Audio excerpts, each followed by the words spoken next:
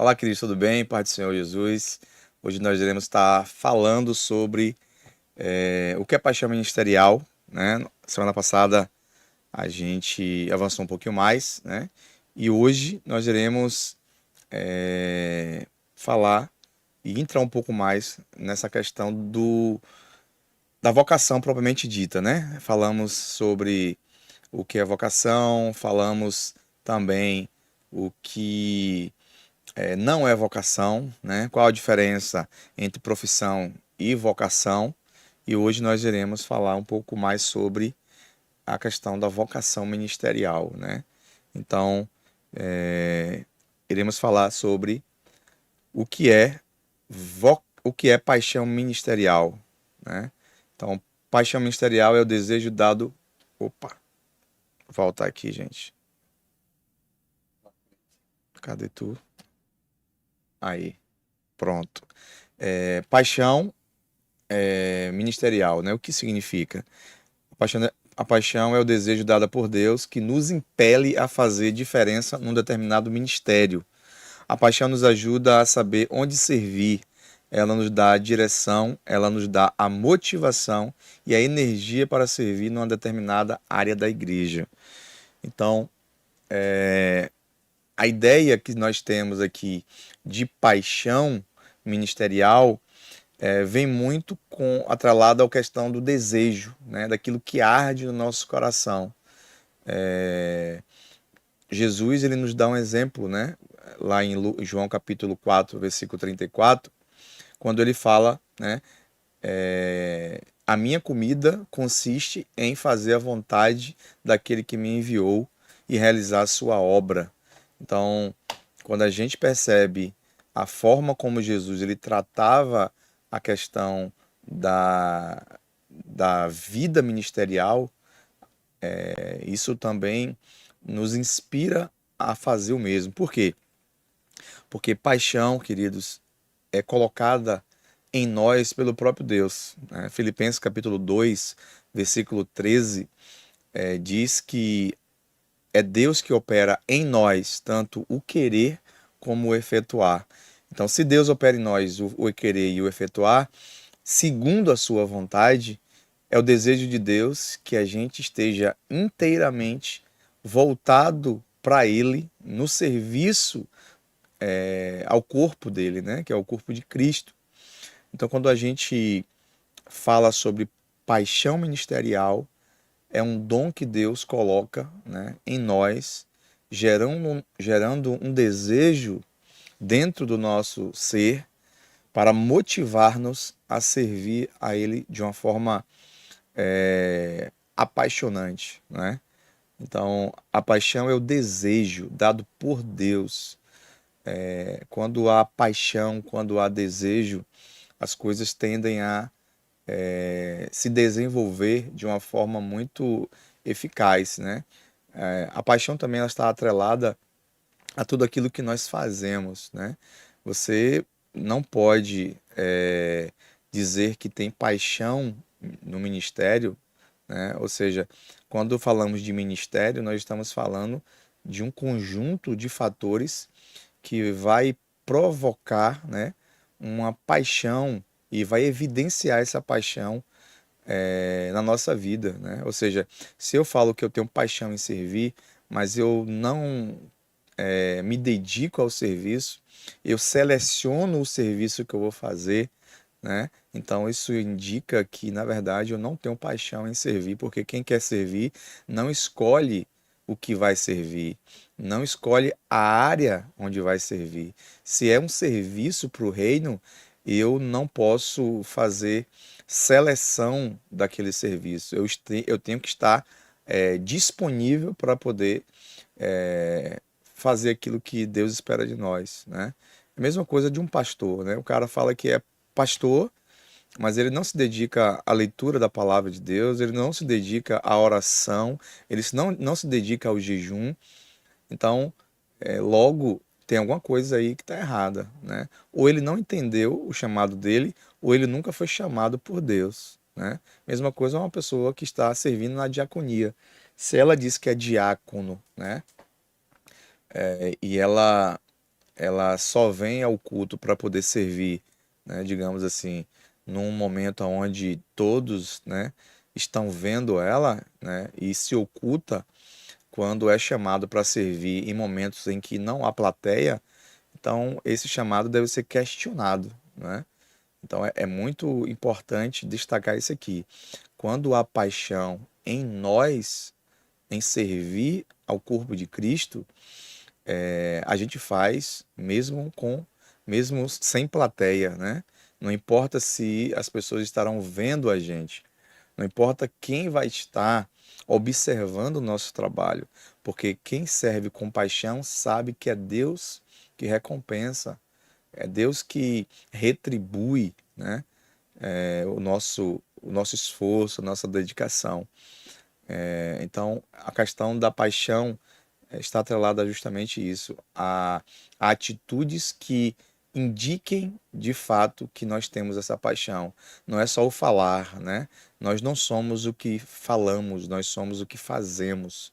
Então a paixão diz respeito a exatamente o fazer, né? Se eu tenho paixão, eu vou fazer independente de qualquer situação, de qualquer circunstância, porque a paixão está em mim. Jesus era apaixonado pela missão que Deus colocou sobre os seus ombros, né? Então, esse primeiro ponto é importante, né? O que é paixão ministerial? É esse desejo ardente que Deus coloca dentro de nós, com esse objetivo, com esse intuito de fazer com que a gente, de fato, desenvolva e viva tudo aquilo que Ele já colocou, né, nas nossas vidas. Amém, queridos? Vamos lá para o próximo ponto aqui, que é descobrir sua paixão ministerial. Como descobrir sua paixão ministerial, né? Aqui a gente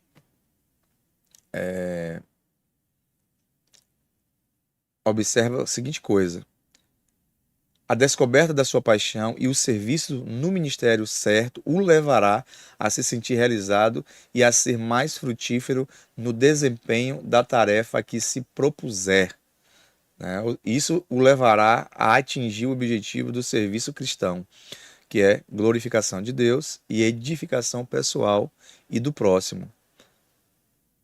Observe, a descoberta da sua paixão e o serviço no ministério certo o levará a se sentir realizado e a ser mais frutífero no desempenho da tarefa a que se propuser. Exatamente o que eu falei, né? Quando você descobre essa paixão, né? Como descobrir a sua paixão ministerial? Quando você entende, né, essa paixão e o serviço no ministério certo, é você identificar em qual área de atuação dentro desse ministério, né? Porque o ministério pode envolver muitas coisas, mas qual é a área de atuação que gera paixão em você? O que provoca em você um desejo ardente em estar fazendo algo, né? Então, tudo aquilo que gera em você prazer em fazer, no que diz respeito à questão, né, do serviço ali aqui na igreja, você deve observar justamente o que arde, o que move você a fazer determinada coisa, né? Então, tudo aquilo que move o seu coração pode estar atrelado justamente à questão do seu ministério, né? A paixão que você tanto empenha em fazer algo. Então, se alguém ama fazer, né, o serviço ali na recepção, ela ama fazer isso, ela se dedica a fazer isso durante muito tempo, ela investe tempo nisso, ela se prepara para isso, porque às vezes para mim ou para você pode ser simples o serviço da recepção ou o serviço de um diácono que fica em pé, né, observando as pessoas, mas na verdade quem tem paixão em fazer isso normalmente se dedica, né, se capacita para poder fazer isso. Porque a paixão provoca esse tipo de capacitação, de cuidado, de zelo na obra do Senhor. A Bíblia fala, né, um exemplo, aquele que foi chamado para ensinar, que se esmere neste dom, né? com essa finalidade, se você foi chamado para fazer algo na parte do Senhor, da parte do Senhor, no sentido de servir ao corpo de Cristo, dedique o seu tempo, né, a isso, coloque isso como uma das prioridades na sua vida, porque Deus, em primeiro lugar, vai se agradar, né? E o serviço vai ser desenvolvido de uma forma muito eficiente e todos, né, serão abençoados por conta do seu serviço, porque você está se dedicando, né? Você está colocando paixão nesse serviço. Lembra quando nós falamos que a base do serviço é o amor, né? A gente pode até servir sem amor, com a motivação errada, né? A gente pode fazer isso, mas certamente não vai ser um bom serviço. Mas quando a gente coloca o amor como a base, né? Como o esteio ali de tudo aquilo que a gente vem a realizar para a glória de Deus, sem dúvida nenhuma, você obterá da parte de Deus e da parte dos homens um, um feedback, né, digamos assim, positivo, principalmente dos homens, vão perceber como fulano faz bem feito, né, como Beltrano ele se dedica, né, ela se dedica a esse serviço, porque, primeiramente, ela faz para Deus, né, segundo, ela faz para glorificar o nome do Senhor, terceiro, ela faz porque ela tem paixão, né, isso é ministério, é quando você tem paixão em servir ao corpo de Cristo e cumprir aquilo que Deus colocou nas suas mãos, né? Isso é paixão. Então, como é que a gente descobre isso, né? Essa paixão ministerial é justamente atrelado àquilo que você produz de fruto, né? Aquilo que está dando fruto na sua vida é um indicativo de que você está fazendo a coisa certa, né? Está frutificando, está tendo bons resultados, então tudo indica, né, que você está no local certo, né, no tempo certo. E quando é o tempo de Deus, quando é a hora de Deus, queridos, é notório, sabe? É notório saber quando a gente está na estação certa, né? É bom a gente perceber e buscar sempre a Deus, né, a direção a Deus, para a gente estar andando na mesma estação de Deus. Porque a gente pode estar fazendo a vontade do homem menos a vontade de Deus. Então, normalmente, quando a gente faz a vontade de Deus, Deus ele dá evidências, né? O próprio Deus ele vai, desculpa, o próprio Deus ele vai dando sinais de aprovação de tudo aquilo que a gente vem a realizar, né, para a glória do seu nome. Bom, vamos, né, passar aqui o próximo tópico, que é onde está a sua paixão em servir, né? Aqui é uma pergunta. Onde está a sua paixão em servir? A paixão ministerial responde às perguntas, né? Onde Deus me quer? Onde servirei ao Senhor? A seguir, veja algumas perguntas que têm como objetivo ajudá-lo a descobrir a sua paixão ministerial. Responda-as com o coração aberto. Observe, né? Observe. A paixão ministerial responde às perguntas, né? Onde Deus me quer? Onde servirei ao Senhor? Primeiro, você precisa ter uma paixão, ok? Você precisa ter um chamado da parte de Deus. Esse chamado tem que arder no seu coração, porque tem pessoas que têm um chamado, mas ele não quer o chamado, ele não quer viver o chamado, ou é negligente no chamado que Deus deu. Então, com isso, a gente percebe justamente a questão dessa diferença, né, entre o chamado de Deus e aquele que vive o chamado de Deus e aquele que muitas vezes faz de uma forma sem comprometimento, né, sem nenhum tipo de dedicação ao serviço, né, daquilo que Deus colocou em suas mãos. Então, primeiro, onde Deus me quer, onde servirei ao Senhor, tem a ver com a paixão ministerial. E aí é um passo de cada vez, né? Eu descubro a minha paixão, depois eu vou servir aonde Deus me quer, né? Onde eu servirei ao Senhor? Essas são as perguntas que a gente vai responder agora, né? Eu vou colocar aqui e a gente vai estar comentando sobre elas. Bom, a primeira pergunta aí é a seguinte: o que você mais gosta de fazer na igreja? Não é? A gente está gravando essa aula, não está ao vivo, mas depois que vocês assistirem essa aula, vocês respondam, tá bom? Nos comentários, porque aí depois eu posso dar um feedback a vocês disso aí, tá bom? Das respostas de vocês aí. O que você mais gosta de fazer na igreja? O que eu gosto mais de fazer na igreja, né?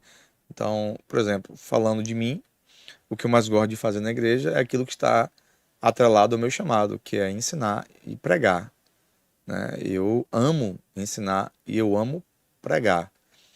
Eu não meço esforços para isso, né? Eu não, eu não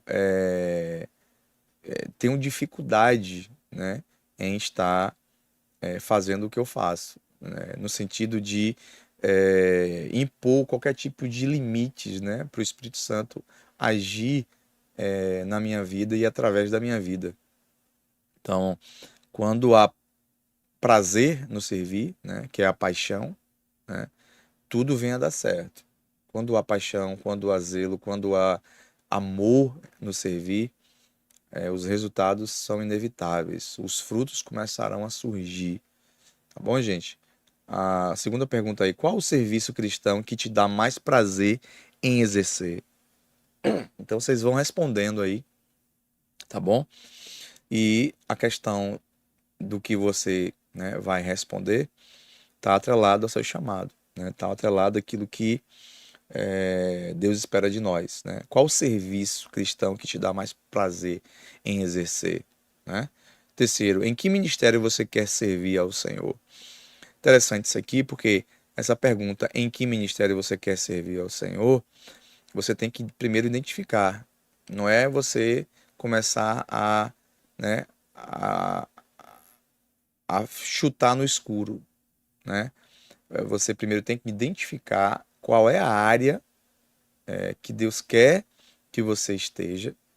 Se você não sabe ainda, continua buscando ao Senhor, direcionando ao Senhor, mas aqui nós demos várias dicas de como, na verdade, você pode estar identificando qual é a área que Deus lhe chamou para você atuar, né? É aquilo que você gosta, é aquilo que arde seu coração.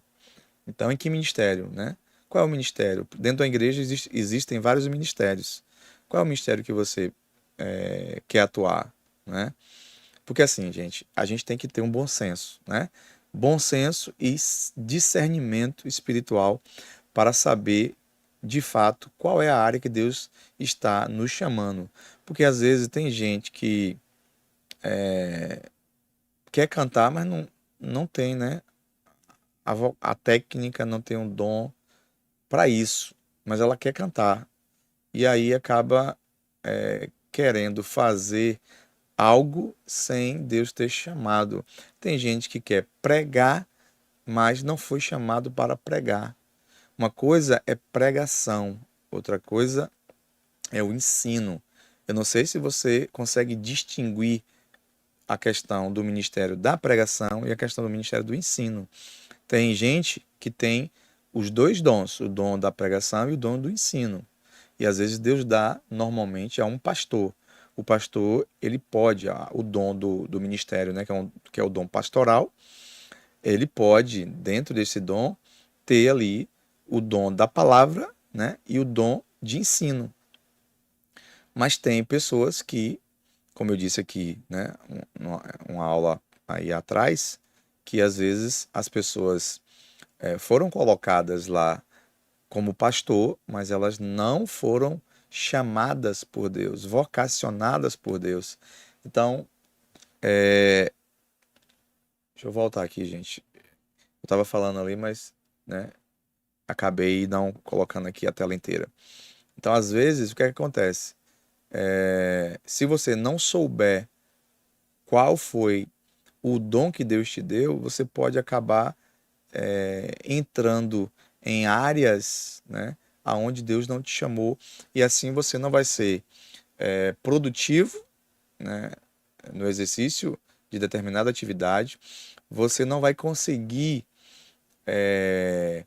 gerar resultados, né, para o reino de Deus e para a glória de Deus, porque você está completamente distante, né, do foco, você está completamente distante do propósito. Observe que todos nós temos um propósito. Fomos chamados para um propósito. Quando fala de propósito, gente, fala de algo específico, né? Então, o propósito de Deus é algo específico, não é algo para todos, né? A missão é para todos, mas o propósito é específico. Então, quando tratamos de propósito, é Deus falando para mim e para você. Ele está falando e fazendo conforme a vontade dele. Então, é isso que a gente precisa estar com a nossa consciência muito tranquila quanto à questão desta vocação. Toda vocação vai implicar em uma área de atuação.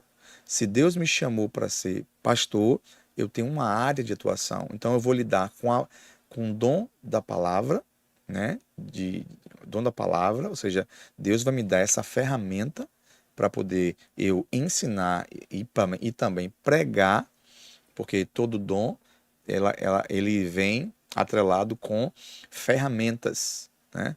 Então, em qual ministério você quer servir, você precisa identificar primeiro qual é o seu dom, tá bom, gente? Em que atividade da igreja a liderança te pede ajuda, né? Aqui também é uma pergunta interessante, porque assim, às vezes você pode não estar percebendo aquilo que as coisas atreladas a seu chamado possam estar empurrando você para fazer exatamente aquilo que Deus espera que você faça. Às vezes tem gente que procura pessoas, e isso de uma forma repetida, né, para poder ajudar na igreja, e às vezes a pessoa não percebe que é aquela área que Deus quer que ela trabalhe. Então, a questão do dom, ela pode ser algo assim, né, fácil para alguns, né, de identificar, mas para outros pode ser algo um tanto mais, digamos assim, mais trabalhoso, porque vai envolver, na verdade, formas, né, de Deus atuar em nossas vidas, que Deus ele trabalha de uma forma diferente, né, para cada pessoa, né? Uma forma que Deus se utiliza para usar uma pessoa não quer dizer que ele vai usar o mesmo método para falar com outra, né? Então, pode ser que Deus esteja induzindo ou levando você para fazer algo que você ainda não se atentou para fazer, mas que talvez seja o seu chamado, que é justamente aqui. Em que atividade da igreja a liderança te pede ajuda? Isso pode estar o seu chamado aí, né? Se um companheiro, que é a próxima pergunta aqui, se um companheiro indicar você para algum trabalho específico, né?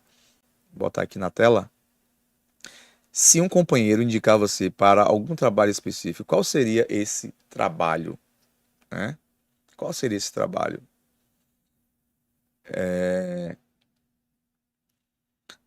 Voltando aqui, gente, observe que a quarta pergunta aí, né? Em que atividade da igreja a liderança te pede ajuda, né? Que eu estava comentando aqui.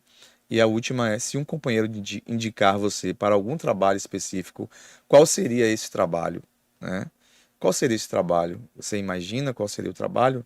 Como você poderia estar, desculpa, contribuindo para algum tipo de trabalho na igreja que pode te levar a fazer com prazer, não é? Então, o chamado de Deus, ele pode a revelação do chamado de Deus, melhor dizendo, pode estar também nesses detalhes, né? Do fato de alguém te chamar para você ajudar em uma determinada área da sua vida.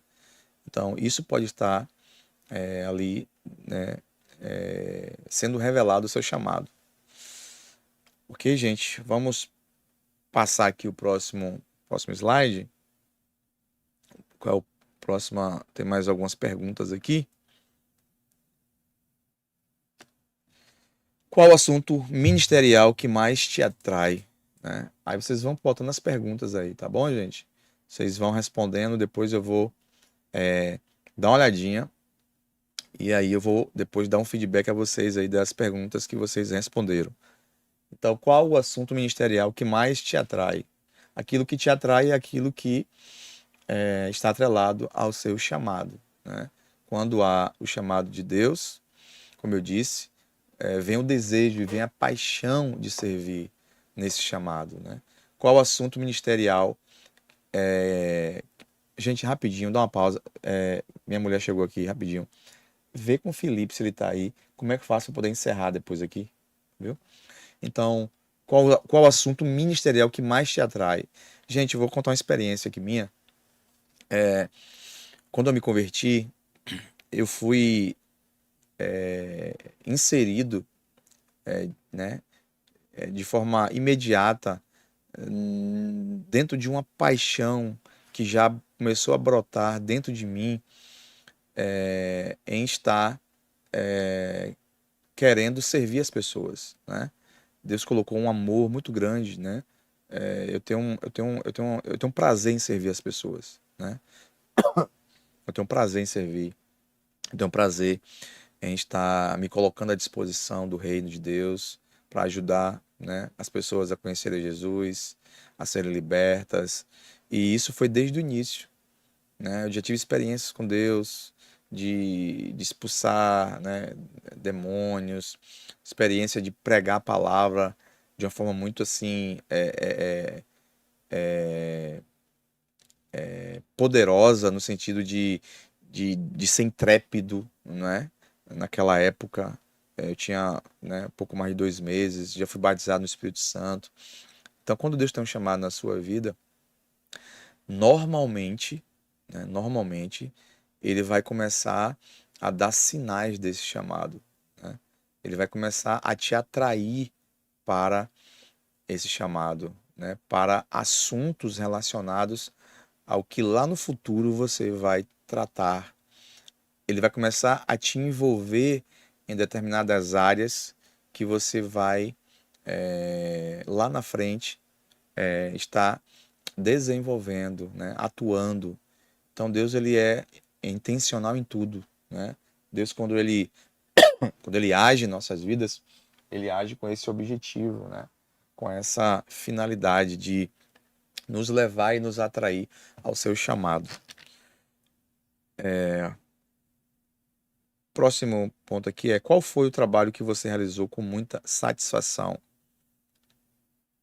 Voltando aqui, né? A tela aqui. Qual foi o trabalho que você realizou com muita satisfação? Olha aí, hoje é impossível você não entender qual é a área de atuação que Deus, né, quer que você esteja. Qual é, a paixão que move o seu coração, aonde você se sente realizado, né? Então, aqui tem várias perguntas que te levará a você entender o seu chamado. Tudo começa com a questão da paixão, né? Paixão em servir. Qual foi o trabalho que você realizou com muita satisfação?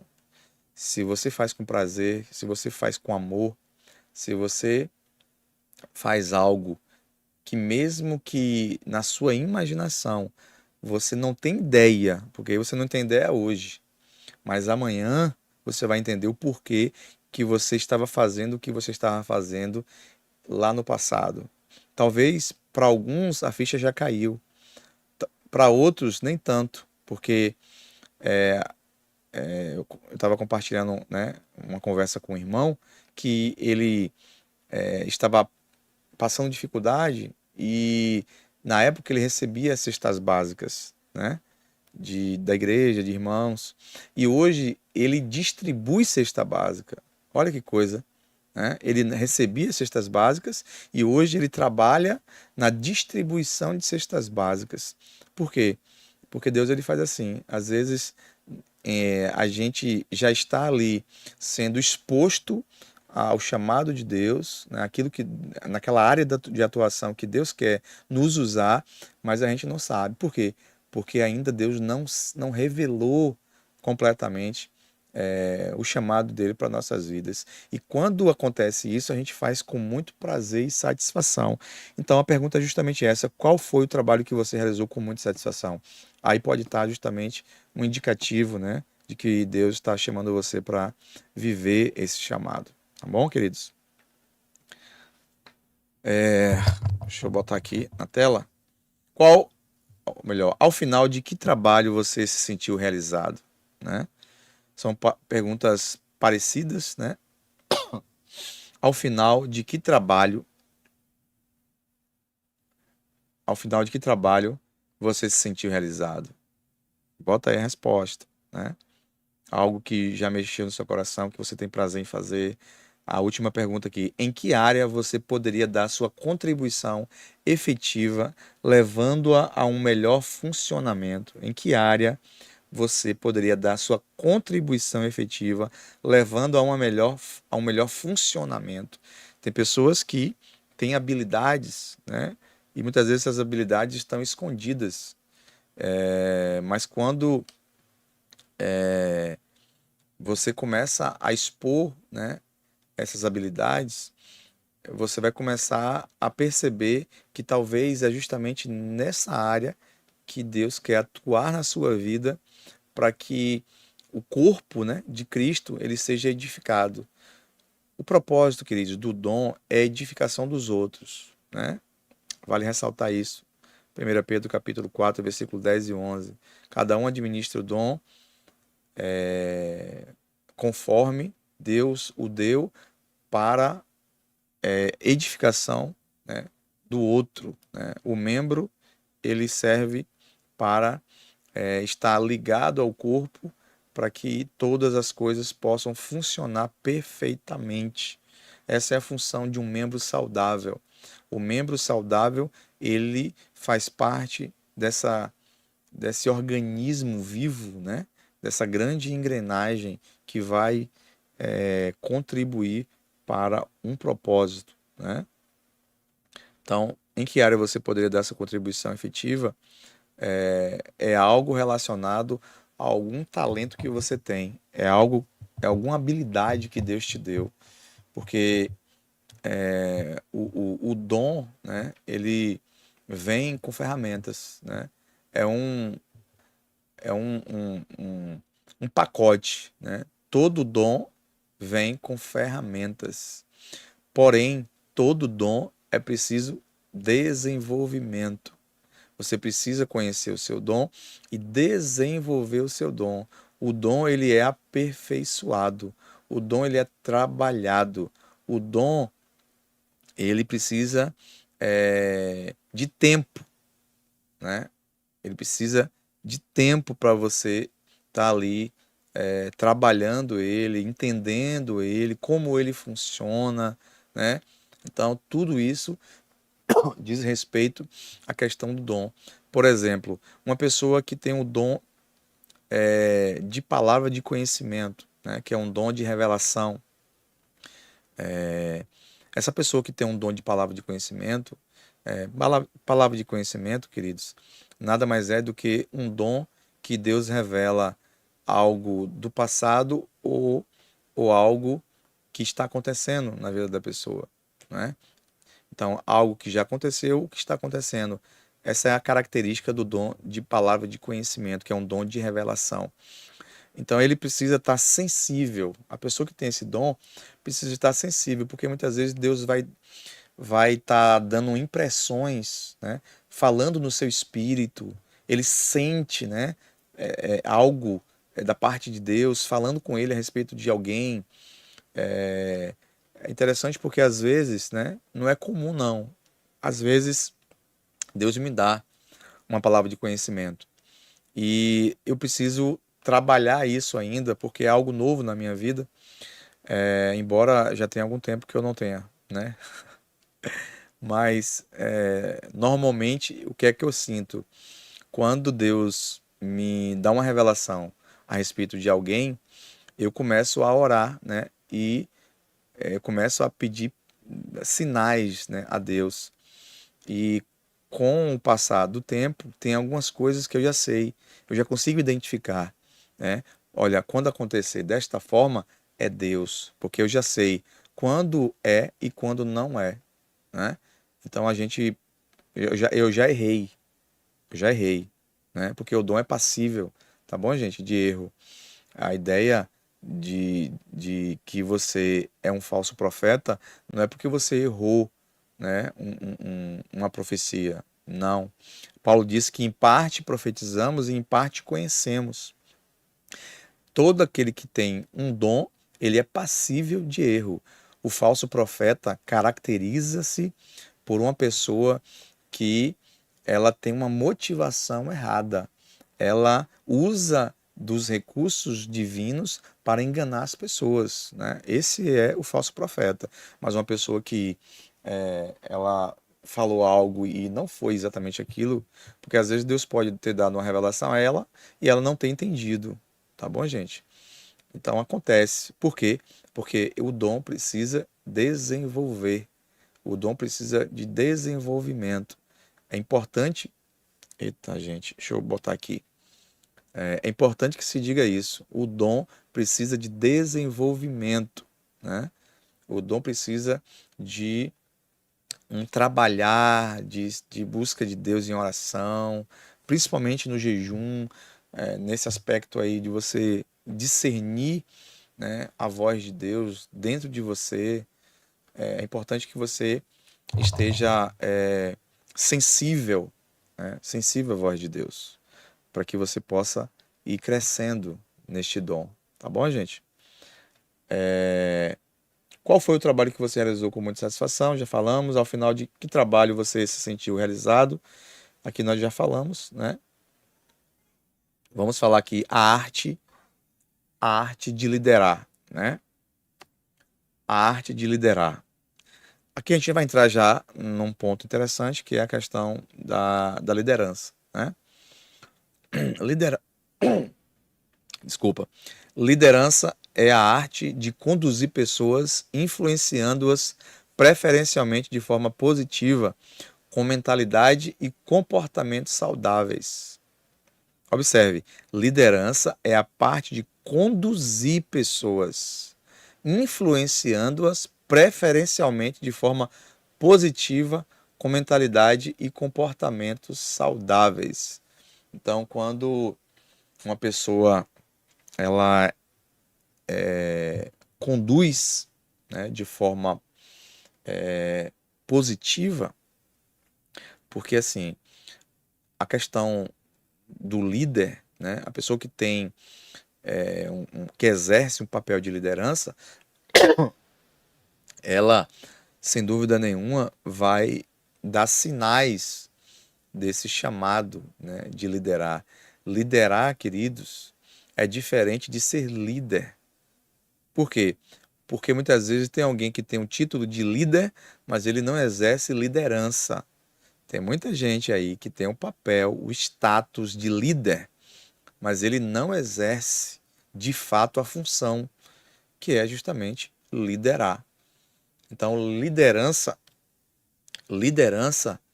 tem essa implicação. Não basta ter o título de líder, é preciso vivenciar a função de líder. É você praticar essa função daquilo que você foi chamado para fazer. Então a liderança ela carrega em si comportamentos, atitudes. Tudo é atitude, gente, né? Como eu disse, não somos o que falamos, somos o que fazemos. Se a gente quer viver somente do título, a gente vai ser, desculpa, mas a gente vai ser desmascarado, né? Se a gente quer viver somente do status, né, de uma de uma prerrogativa que diz respeito a um título, né? De um privilégio que um título traz, a gente não vai inspirar as pessoas, porque as pessoas elas só andam na presença de um líder ou estão seguindo um líder quando esse líder ele tem comportamentos de líder. Esse líder ele dá exemplos de líder, né? Observa a vida de Davi, né? Observa como Davi ele liderava, como Davi atraía as pessoas. Então Davi foi um excelente líder, porque ele conseguia, através das suas atitudes, ações, ele conseguia atrair muita gente. A Bíblia fala que Davi ele foi um excelente rei, porque ele conseguia ouvir, né, as pessoas do seu império, ouvir ali os seus súditos. Davi, ele tratava bem as pessoas. Davi, ele se preocupava no bem-estar das pessoas. Pode ler, né, 1 Samuel, 2 Samuel, 1 Reis, 2 Reis. Você vai perceber como Davi ele tratava bem das pessoas que estavam ali sujeitos ao seu império, né? Que ele liderava. Então a liderança passa por esse processo de funcionalidade no que diz respeito ao exercício, né, propriamente dito dessa liderança. Não é o falar, mas é o fazer, né, com mentalidade de comportamentos saudáveis, né? Aqui fala também, né, a liderança pode surgir de forma natural quando uma pessoa se destaca no papel de líder, sem possuir necessariamente um cargo de liderança. É um tipo de liderança informal. Quando o líder é eleito por uma organização e passa a assumir um cargo de autoridade, exerce uma liderança formal. Então, aqui ele fala de uma liderança informal, que é aquela liderança que a pessoa exerce de forma natural. Ela exerce em casa, ela exerce no trabalho, ela exerce na igreja, ela exerce aonde ela anda, onde ela pisa. É inerente esse chamado dela de liderança. Tem gente que tem esse sangue, né? Essa veia de líder dentro dela e muitas vezes ela não tem um título, mas ela tem um dom, né? É aquilo que eu falei. O dom precede o título, né? O dom é muito mais evidente, né, do que o título. Porque, como eu disse, alguém pode ter título, mas não pode ter dom, né? Mas alguém não pode ter o título, mas pode ter o dom. Então, essa diferença é importante ressaltar. Tem gente que pode ter o título, mas não tem o dom. Pode não ter o dom, ok? Mas tem gente que pode ter. Tem gente que tem o dom, mas não, muitas vezes, necessariamente tem um título. Então, eu posso não ter o título, mas eu posso ter o dom. Mas alguém pode ter o título e não ter o dom. Isso que é mais sério, né? Isso que é o mais sério. Então, a liderança ela pode ter esses dois aspectos. Informal, a pessoa nasce, a pessoa é líder, independente do reconhecimento dos outros. Ela exerce isso na prática, que é essa liderança informal, e tem a liderança formal, que é o reconhecimento, né? É o reconhecimento de uma instituição, né? Como uma igreja, por exemplo, né? Lógico, gente, quando a igreja ela é uma igreja sensível ao Espírito Santo, quando o pastor, né, a liderança, ela sabe, né, quais são as características de um, um pastor, de um diácono, de um auxiliar, né, de um bispo, de um apóstolo, seja lá qual for, né, esse dom, naturalmente ele vai reconhecer. Então, tem gente que não reconhece, né? Mas quando a liderança é uma liderança saudável, bíblica e sensível e conhece, né, as escrituras, ela vai identificar aquele fulano ali, ele é um pastor, né? Ele não tem título de pastor, mas o comportamento dele é de pastor, a fala dele é de pastor, ele fala como pastor, ele se comporta como pastor. Então tudo isso é, vai ser, vai proporcionar, né, a essa pessoa lá na frente um reconhecimento, né? O reconhecimento passa por essas atitudes, por esses comportamentos, né? Então, antes de você querer ser, né? Antes de você querer ter, melhor dizendo, você deve ser, porque o antes do ter deve passar pelo ser. Isso é importante, né? Tem gente que tem comportamento estranho a o seu chamado. Portanto, isso pode ser um indicativo que aquela pessoa está num posto de forma equivocada. Colocaram ela, mas ela não tem chamado para isso. Quando nós temos evidências, né, do dom na vida de alguém, é notório, né? Você percebe, você não precisa muitas vezes é, falar, né, é, ou colocar, né, no outdoor, né, que você é isso ou que você é aquilo. As pessoas vão reconhecer o chamado de Deus na sua vida. Não precisa você fazer muita coisa, porque o dom, né, precede o título. O dom vem atrelado a ele ferramentas, aleluia, ferramentas de Deus para você cumprir o seu chamado. Glória a Deus, glória a Deus, aleluia. Então vamos lá. 3 estilos de liderança, gente. Eu vou colocar aqui 3 estilos clássicos de liderança. Os 3 estilos clássicos de liderança que definem a relação entre o líder e os seus seguidores são autocrática, democrática ou liberal. Vamos lá para elas. A liderança autocrática é um tipo de liderança autoritária, na qual o líder impõe as suas ideias e suas decisões ao grupo. O líder não ouve a opinião do grupo. Você conhece alguma liderança assim? Essa liderança caracteriza-se como uma liderança autocrática, né? É ela que governa tudo, né? Ela que orienta, dita as regras, né? É uma liderança autoritária, né? É essa pessoa que lidera dessa forma, primeiro, ela não conhece as escrituras, né? Porque as escrituras, ela nos ensina que nós, como líderes, né, precisamos primeiro agir segundo a direção e o governo do Espírito Santo. Não sou eu que mando, né? Não sou eu que governo. Na liderança autocrática, o homem está no centro.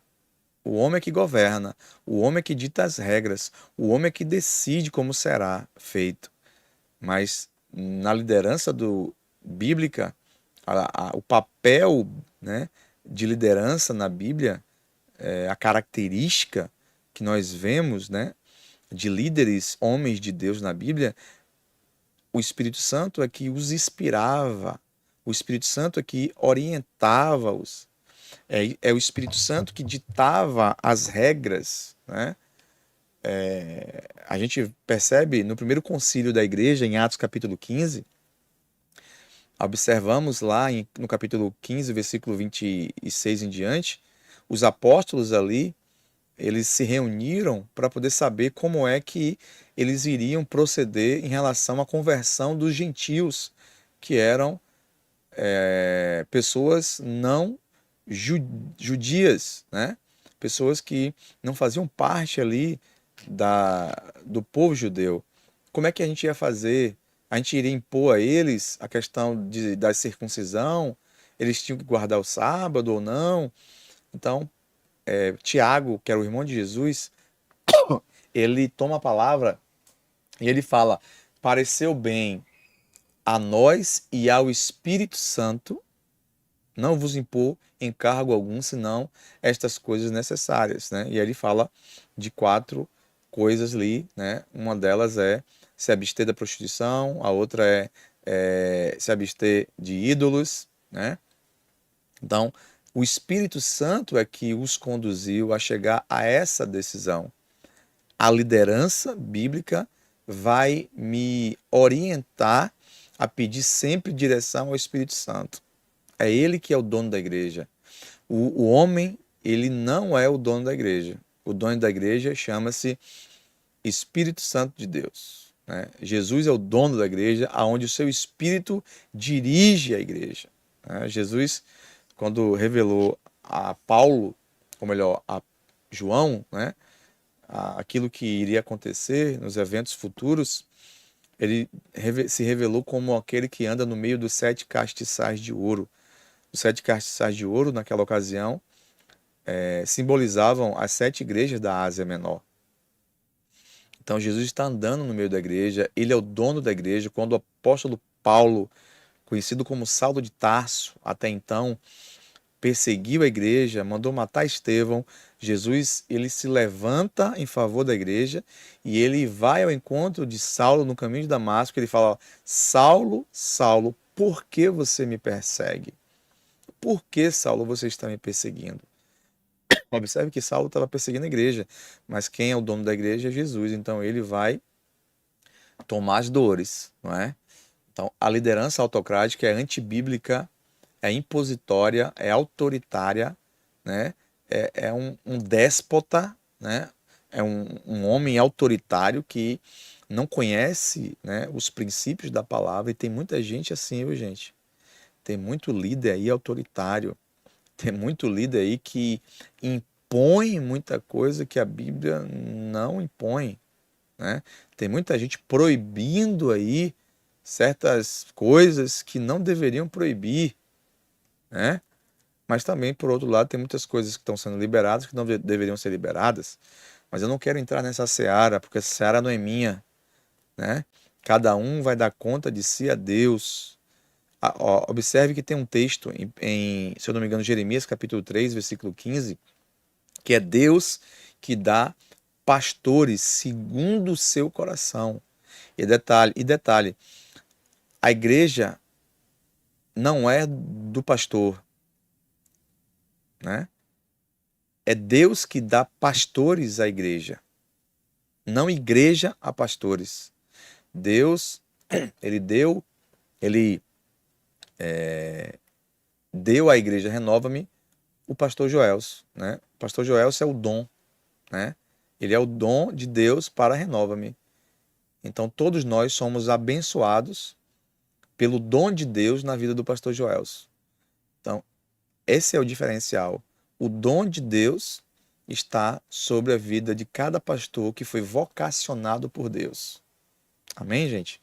Então, a liderança autocrática, ela é ilegítima, ela é ilegal, né? Dentro da perspectiva bíblica. Outro tipo de liderança, vou botar aqui, é a liderança democrática, né? A liderança democrática, vamos lá. O líder estimula a participação do grupo e orienta as tarefas. É um tipo de liderança participativa em que as decisões são tomadas após debate em conjunto, né? O líder estimula a participação do grupo. O líder, na verdade, ele é um inspirador, gente.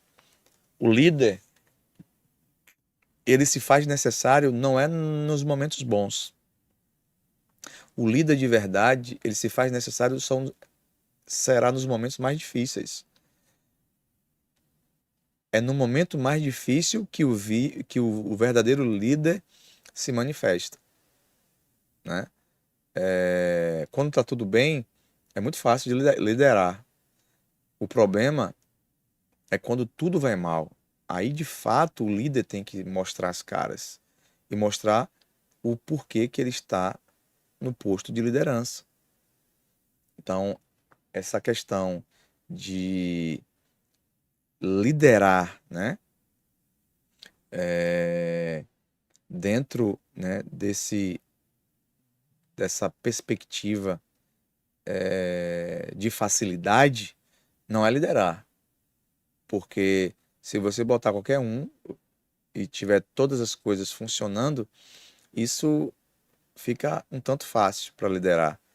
Mas o líder é aquele que constrói pontes, é aquele que resolve conflitos, é aquele que administra situações, né? Que ouve, né? Que vê o que muitos não veem, que ouve o que muitos não ouvem, que acessa lugares em que muitos não conseguem acessar. Então, o líder, ele exerce um papel extremamente importante na influência, porque o líder de verdade, ele tem um poder de persuasão, não pela imposição, mas pelas as suas ações, né? As atitudes de bons líderes atraem multidões, atraem multidões. E o líder democrático, ele é um líder que tem aí um, uma, uma perspectiva aí bíblica muito boa. Por quê? Ele estimula a participação do grupo e orienta as tarefas, né? Ele não é um ditador, é um tipo de liderança participativa. As decisões são tomadas em debate em conjunto. Lógico, tem situações que a gente precisa colocar na mesa, né, para decidir, pedir orientação, pedir conselho. Porém, tem outras situações que ele vai precisar tomar decisão sem que haja nenhum tipo de reunião, né? Não tem problema nenhum nisso, porque tem situações que cabe ao líder tomar a decisão, né? E a outra liderança é a liderança liberal. Gente, deixa eu só baixar um pouquinho esse ar-condicionado aqui, tá bom? Que tá muito gelado e eu tô sozinho aqui.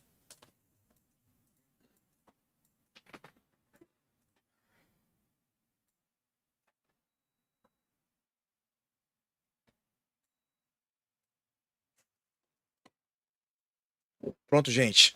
Voltei. Aqui tá gravado, mas tá ao vivo. Tá ao vivo agora, mas vocês vão receber o link depois. Mas, enfim.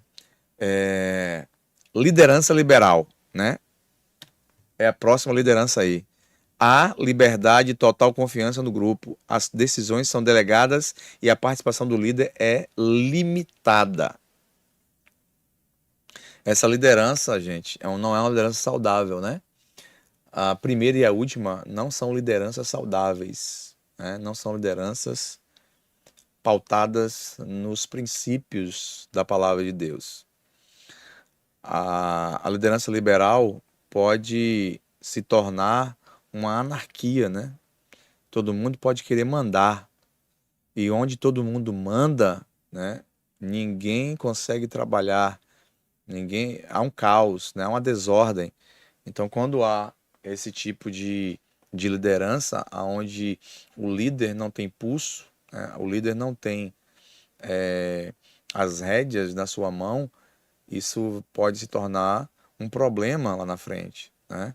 O líder, ele precisa impor situações que o cargo dele, né, vai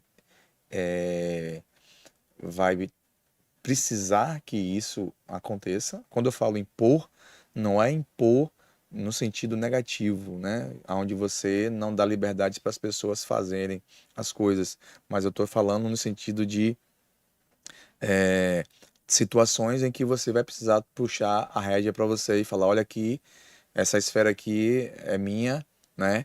Esse poder de ação aqui pertence a mim e eu preciso tomar essa decisão, né? Isso aqui é um fato, né?